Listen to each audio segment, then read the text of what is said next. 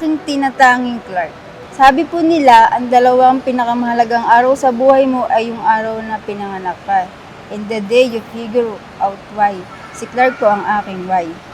Siya ang sagot sa bawat bakit.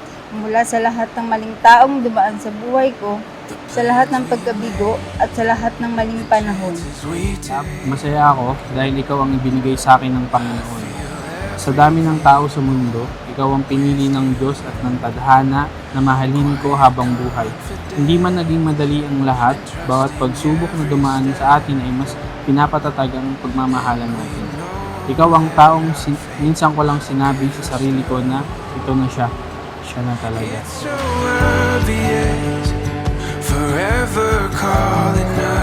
Maaring hindi ko alam kung ano ang haharapin natin sa mga susunod na panahon, ngunit isang bagay lang ang sigurado.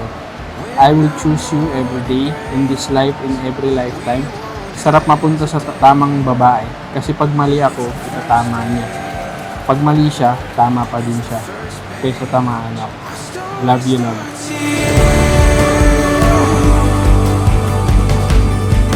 Our story starts here.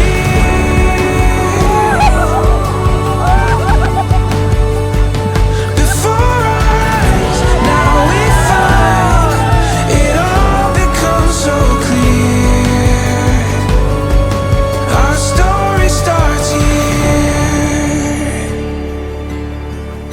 Lord, sana yung susunod na ibibigay mo sa akin ay siya na talaga. At ayun nga, binigay nga niya. Nanalangin ako ulit kay Lord. Lord, kung hindi po siya yung tamang tao para sa akin, tanggalin niya na po. Kasi kota na po ako. Di ka inalis ni Lord sa buhay ko. Kaya heto na tayo ngayon, ikaw ang patunay na nakikinig ang Diyos. Ikaw, Clark, ang kumompleto sa lahat ng aking dalangin. Kaya thank you, Lord. Our story starts here.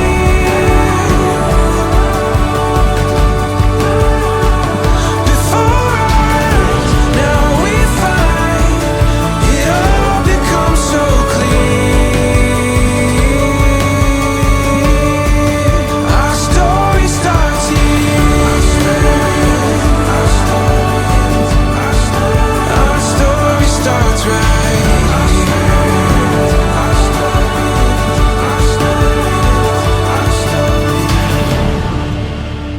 Clark at Rachel, maging inspirasyon nawa kayo ng pagmamahalan sa aming lahat.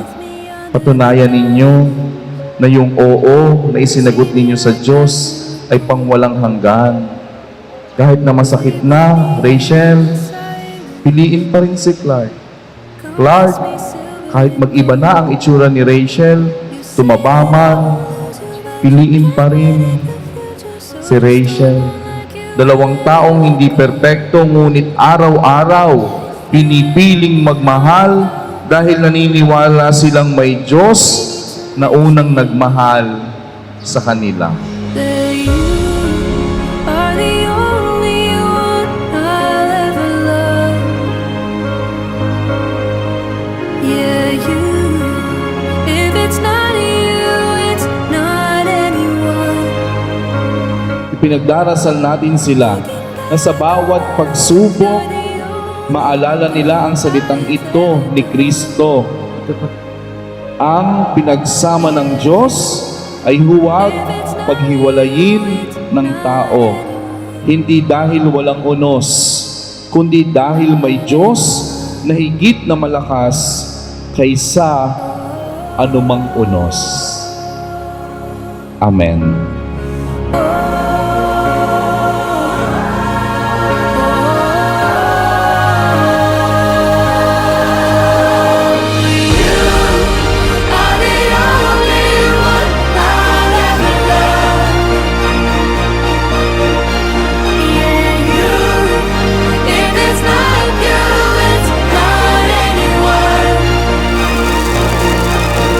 Looking back on my life, you're the only good